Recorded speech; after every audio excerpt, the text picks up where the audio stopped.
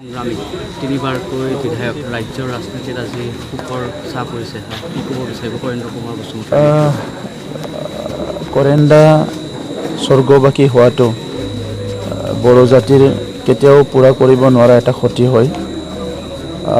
নিখিল বড়ো ছাত্ৰ সন্থাৰ সভাপতি হোৱাৰ পৰা BPSCৰ চেয়াৰমেন হোৱাৰ পৰা বিভিন্ন দায়িত্ব লৈ বড়ো জনগোষ্ঠীক আগুৱাই লৈ যোৱাত যিটো ভূমিকা কৰেণ বসুমতাৰী লৈছিলে সেইটো অতুলনীয়।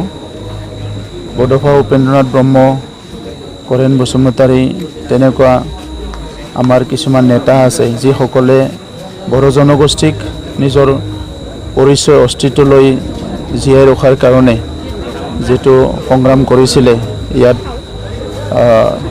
তেখেতসকলে মেইন নেতৃত্ব দিছিলে আৰু আজি তেখেতে স্বৰ্গবাসী হোৱালৈকে প্ৰত্যেকটো সময়ত প্ৰত্যেকটো মুহূৰ্তত তেখেতে আমাৰ জনগোষ্ঠীটোৰ বিভিন্ন দিশবিলাক কেনেকৈ আমি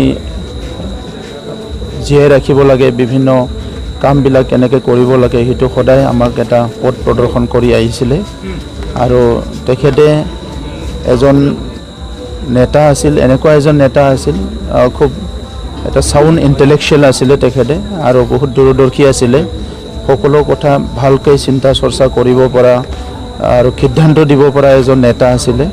চ' আজি আমি সকলো দুখ পাইছোঁ বড়ো জনগোষ্ঠীৰ কাৰণে, সেইটো বহুত ডাঙৰ এটা ক্ষতি হয়। আজিৰ দিনটো আমি তেখেতৰ স্বৰ্গীয় আত্মাৰ প্ৰতি শ্ৰদ্ধাঞ্জলি জনাইছোঁ আৰু আমাৰ বড়োলেণ্ড চৰকাৰে অহা 6 তাৰিখে আমাৰ এটা বন্ধ আমি ঘোষণা কৰিছোঁ, আমাৰ অফিচিয়েল বন্ধ থাকিব আৰু তেখেতক আমাৰ সকলো তেখেতৰ যিখিনি কণ্ট্ৰিবিউশ্যন দি গ'ল, তেখেতে যিখিনি আমাক সৃষ্টি কৰি থৈ গ'ল সেইবিলাক জীয়াই ৰখাৰ কাৰণে, জীৱিত কৰি ৰখাৰ কাৰণে যিখিনি কৰিব লাগে আমি এইটো কৰিম আৰু আমি সকলো দায়িত্ব ল'ম।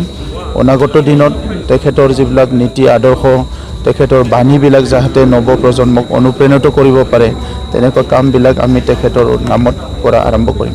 শেষকৃত্য কেনেধৰণে সম্পূৰ্ণ কৰিব, ৰাজ্যিক মৰ্যাদা দিয়া হ'ব নে BTC গভৰ্ণমেণ্টৰ চব আমাৰ চৰকাৰৰ পৰাতো আমি থাকিমেই আৰু তেখেতে 3বাৰকৈ বিধায়ক আছিলে। মুখ্যমন্ত্ৰী ডাঙৰীয়াই ইতিমধ্যে শোক প্ৰকাশ কৰিছে, দুখ প্ৰকাশ কৰিছে। চ' তেখেতে আগতো আহি গৈছে, তো সেইকাৰণে মুখ্যমন্ত্ৰী ডাঙৰীয়াক ধন্যবাদ জনাইছোঁ। তেখেতে সহায়ো কৰিছে বিভিন্ন দিশত।